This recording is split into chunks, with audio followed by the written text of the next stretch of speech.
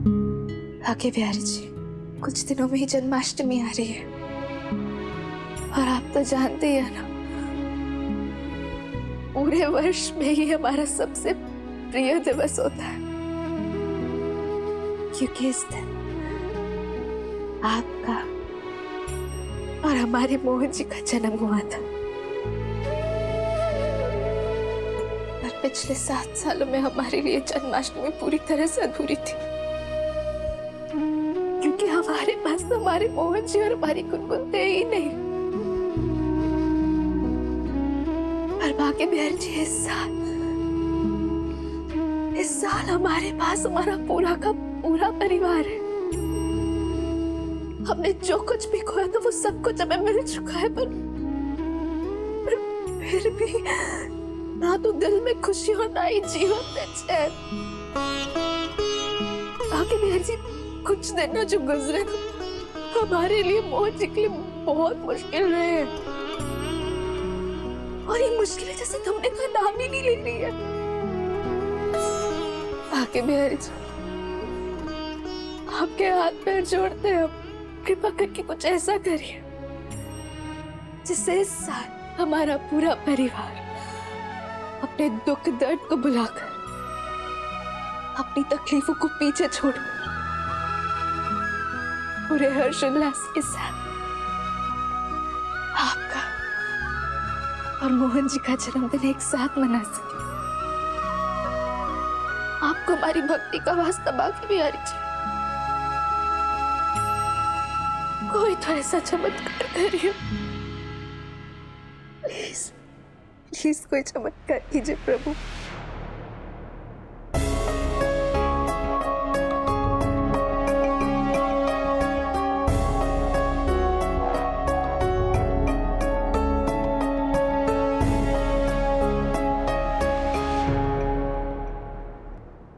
Don't worry Radha, बाकी बिहारी जी सब ठीक कर देंगे। हम औरतों की किस्मत ही ऐसी होती है राधा, पूरी उम्र निकल जाती है लेकिन ये मर्द हमें समझ ही नहीं पाते। आप कहना क्या चाहती हैं, हम कुछ समझे नहीं। समझ तो मैं नहीं पाती कि तुम में इतनी हिम्मत कहाँ से जाती है। सच मानो, मैं जब भी तुम्हारे बारे में सोचती हूँ ना, इतना डर लगता है कि क्या बताऊं। मतलब इतना दर्द, इतनी तकलीफ झेल रही हो तुम, और ऐसे में मोहन को तुम्हें समझना चाहिए, तुम्हारा साथ देना चाहिए। I mean, obviously, युग की अस्थियों का विसर्जन ना करने पर तुम्हें बुरा लगेगा। माना कि युग बुरा इंसान था, लेकिन तुमने उसके साथ इतने साल बिताए हैं।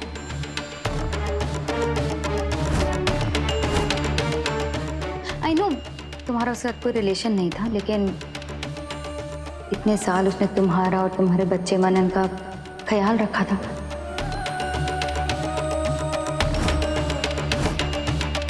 और तुम उसके साथ एक परिवार बनकर रही थी, तो ऐसे में अटैचमेंट हो ही जाती है ना।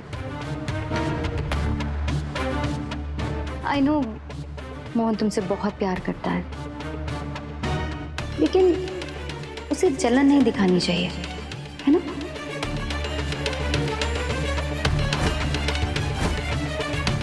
उसे तुम्हें समझना चाहिए, तुम्हारा साथ देना चाहिए, लेकिन मोहन तो ऐसे बिहेव कर रहा है जैसे तुम आज भी युग से प्यार करती हो,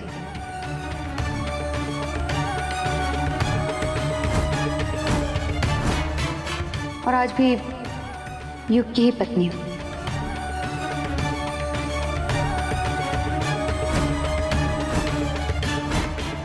मोहन को समझना चाहिए ना कि तुम किस दौर से गुजर रही हो, तुम पर क्या बीत रही है, उसे समझना चाहिए ना।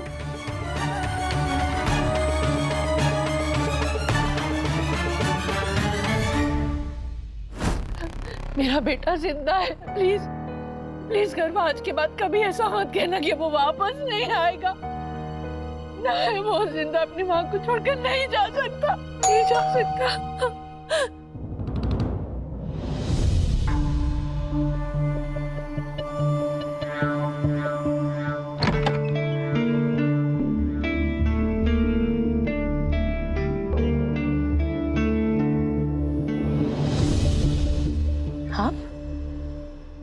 आप यहाँ क्या कर रहे हैं?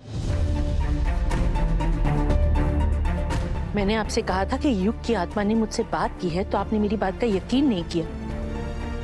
तो अब यहाँ क्या लेने आए हैं आप? I am so sorry Poonam ji. पहले तो मुझे आपकी बात पे यकीन नहीं था, पर अब मुझे पूरा यकीन है कि युग की आत्मा आपके पास आई थी और उसने आपसे बात भी की और सब कुछ सच बता दिया उसने।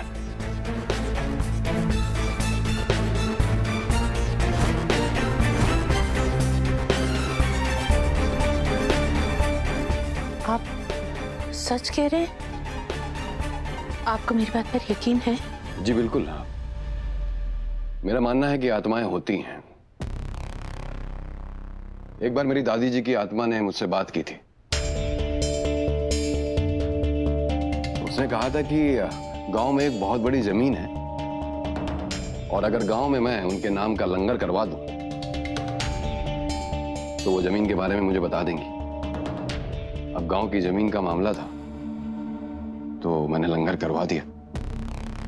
फिर आपकी दादी ने बताया आपको जमीन के बारे में? नहीं ना तिवारी, दादी जी की आत्मा झूठ बोल रही थी।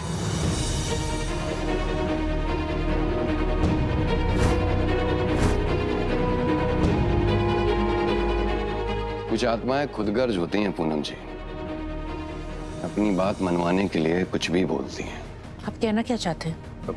यही कि मैं आपके साथ हूं और मुझे यकीन हो चुका है कि युग का मर्डर राधा मोहन नहीं किया है और बहुत जल्द मैं उन्हें पकड़कर जेल में डाल दूंगा। तो फिर इंतजार किस बात का? जाइए पकड़िए उन्हें। पकड़ूंगा पूनम जी, पर कुछ ठोस सबूत चाहिए जो मुझे लगता है कि युग के कमरे से मिलेंगे। मुझे युग का कमरा चेक करना पड़ेगा। युग के कमरे की? किस लिए?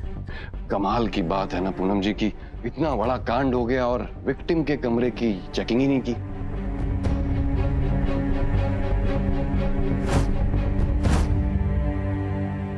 हो सकता है कि मुझे कुछ ऐसा सबूत मिल जाए जिससे मैं साबित कर सकूं कि राधा मोहन ने ही युग का कत्ल किया है। वो एक्चुअली युग को पसंद नहीं था कि कोई भी उसके कमरे में जाए। इनफैक्ट वो तो मनन को भी अपने कमरे में कभी नहीं जाने देता था। पूनम जी, ना तो यहाँ युग है और ना ही मैं मनन हूं। ये बहुत ही इंपॉर्टेंट इन्वेस्टिगेशन चल रहा है। अब कुछ काम मुझे ही करने दीजिए कि सारे काम आप युग की आत्मा ही करेगी।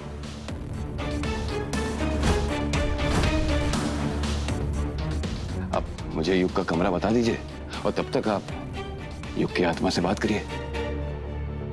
देखिए कुछ बताता है तो मुझे बताइए और बोलिएगा उसे कि मैं उसके साथ हूं। वैसे युग का कमरा कहाँ है? ऊपर।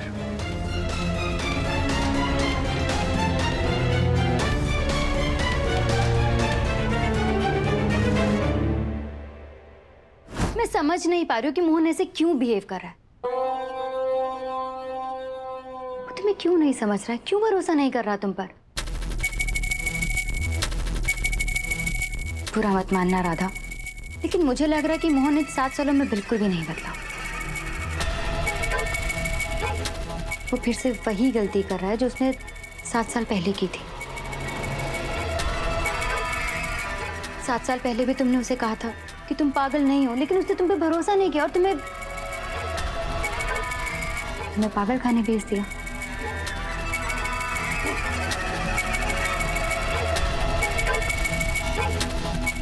आज से खत्म राधा मोहन का रिश्ता, खत्म उनकी कहानी।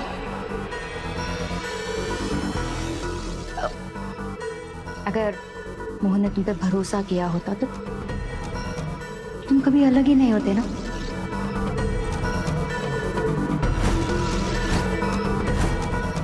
गुनगुन के पास उसकी माँ होती, मनन के पास उसका पिता होता, है ना।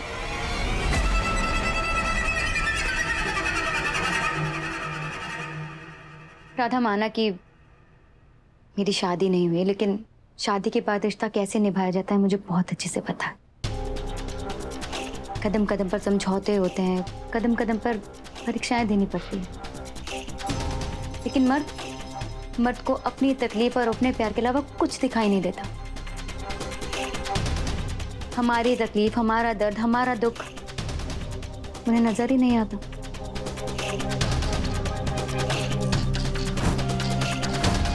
खैर, तुम अपना ख्याल रखो।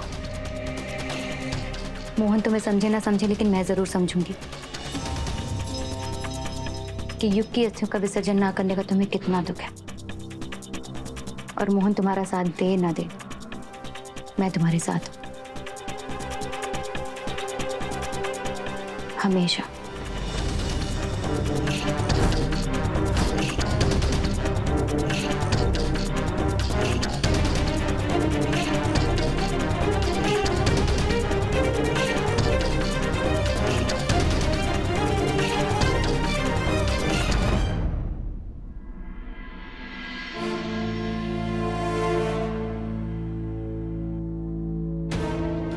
राधा का और युग को लेकर इमोशनल होना बनता है। आफ्टर ऑल वो उसकी पत्नी थी। जब इतने साल तुम उसके साथ नहीं थे ना, तो राधा युग की बीवी बनकर उसके घर में एक छत के नीचे रही। राधा के दिल में कहीं ना कहीं थोड़ी सी ही सही युग के लिए तो जगह होगी ना।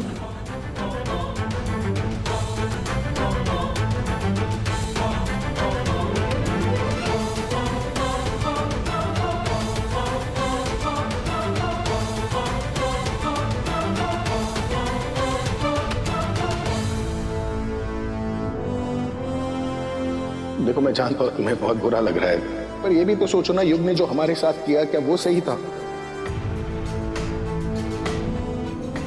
मोहन तो ऐसे बिहेव कर रहा है जैसे तुम आज भी युग से प्यार करती हो और आज भी युग की ही पत्नी हो। मैं समझ नहीं पा रही हूँ कि मोहन ऐसे क्यों बिहेव कर रहा है। तुम्हें क्यों नहीं समझ रहा है, क्यों भरोसा नहीं कर रहा तुम पर? बुरा मत मानना राधा, लेकिन मुझे लग रहा है कि मोहन इन 7 सालों में बिल्कुल भी नहीं बदला। वो फिर से वही गलती कर रहा है जो उसने 7 साल पहले की थी।